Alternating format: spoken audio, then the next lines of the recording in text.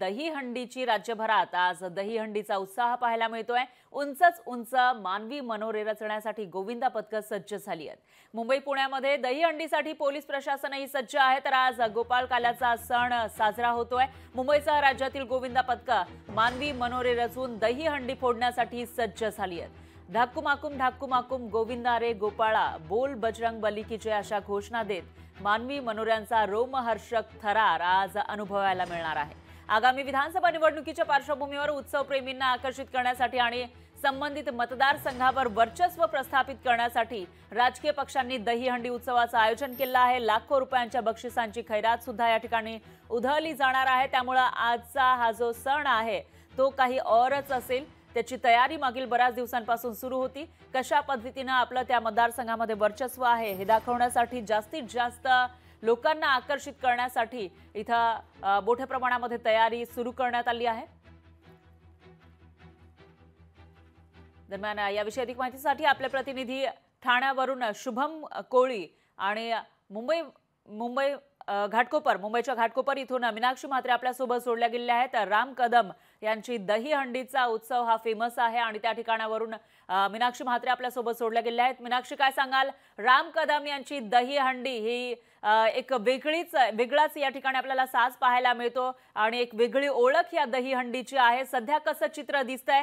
कधीपर्यंत दहीहंडी उत्सवाला इथे सुरुवात होईल? निश्चितच फरा, आपण पाहतोय की आज संपूर्ण मुंबई शहरासह राज्यभरामध्ये दहीहंडीचा उत्साह पाहायला मिळणार आहे। खरं तर देशभरातील सर्वात मोठी दहीहंडी मानली जाणारी ती म्हणजे राम कदम यांची, जी घाटकोपरमध्ये असते आणि मी त्याच ठिकाणी आहे। आपण पाहतोय की सध्या या ठिकाणी जय्यत तयारी जी आहे ती या संपूर्ण परिसरामध्ये करण्यात आलेली आहे। सध्या स्टेज उभारण्याचं काम जे आहे ते पूर्ण झालेलं आहे, पण मनोरंजनासाठी ज्या पद्धतीत या ठिकाणी लाइटिंग किंवा मग साऊंड सिस्टम लावलं जातं, ही वेगळीच एक जी दृश्य आहेत या ठिकाणी काही वेळातच आपल्याला पाहायला मिळणार आहे। कारण मोठमोठे गोविंदा पथक जे आहेत ते या ठिकाणी येत असतात आणि एकावर एक असे थर जे आहेत ते लावून या ठिकाणी हा गोविंदांचा मोठा उत्साह जो आपल्याला आहे तो पाहायला मिळतो। सध्या आपण पाहिलं तर राम कदम यांची दहीहंडी ही विशेषतः म्हणजेच मनोरंजनाकरिता मोठमोठे सिनेसृष्टीतील कलाकार जे आहेत ते मोठ्या प्रमाणात या ठिकाणी उपस्थिती लावतात। विविध क्षेत्रातील मान्यवर जे असतील ते देखील या ठिकाणी उपस्थित राहतात।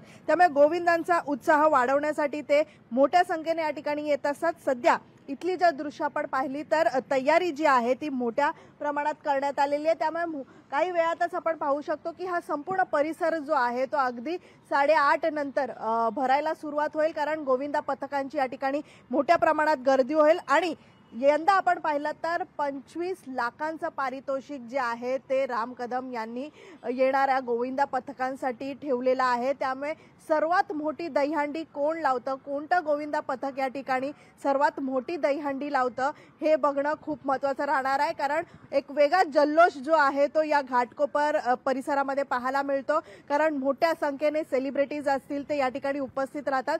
एक वेगळीच मज्जा जी आहे ती या ठिकाणी पाहायला मिळते। त्यामुळे एक मोठा उत्साह जो आहे तो काही वेळेतच आपल्याला या ठिकाणी पाहायला मिळणार आहे। निश्चितच मीनाक्षी, राम कदम यांची दहीहंडी म्हटलं की वेगळेपण आलं, त्या ठिकाणी सेलिब्रिटी सुद्धा आले आणि काही दिवसांवर निवडणूक आहे विधानसभेची, त्यामुळे या वेळेला साज काही और असणार आहे। त्यामुळे याविषयीची अपडेट आपण तुमच्याकडून घेत राहूया। दरम्यान यानंतर जाऊयात आपण ठाण्यामध्ये। शुभम कोळी आपल्या सोबत जोडले गेले आहेत। शुभम, काय सांगाल? ठाणे मुख्यमंत्री शिंदेंचा बालेकिल्ला, या ठिकाणी दहीहंडीचा उत्साह कसा दिसतोय? निश्चित खऱ्या अर्थाने आपण पाहिलं तर दहीहंडीला ज्या ठिकाणाहून ग्लॅमर देण्यात आला त्याच ठिकाणावरती सध्या मी आहे। दहीहंडीची पंढरी म्हणून ठाणे शहराची ओळख अलीकडच्या काळामध्ये जी आहे ती झालेली आहे आणि याच दहीहंडीच्या पंढरीच्या शहरामध्ये जे आहे ते दहीहंडी उत्सवाला आता काही क्षणातच जी आहे ती सुरुवात होणार आहे। ठाणे शहरामध्ये विविध दहीहंड्यांचं आयोजन जे आहे ते करण्यात आलेलं आहे, परंतु ठाणे शहरातील एक प्रतिष्ठेची हंडी, एक मानाची हंडी म्हणजे संकल्पची दहीहंडी जी आहे ती संपूर्ण महाराष्ट्रभरात पोहोचलेली आहे आणि त्याच दहीहंडीची दृश्य ही आपण पाहत आहोत।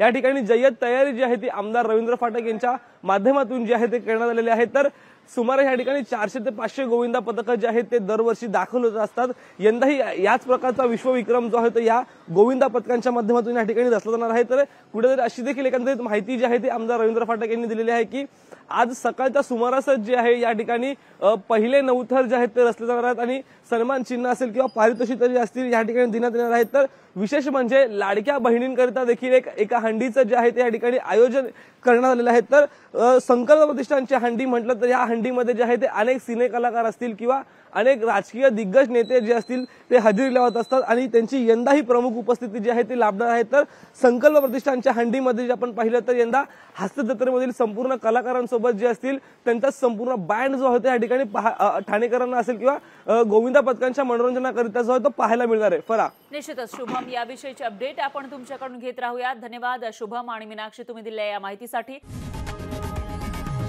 लोकशाही मराठी ऐका, पहा, जागरूक रहा.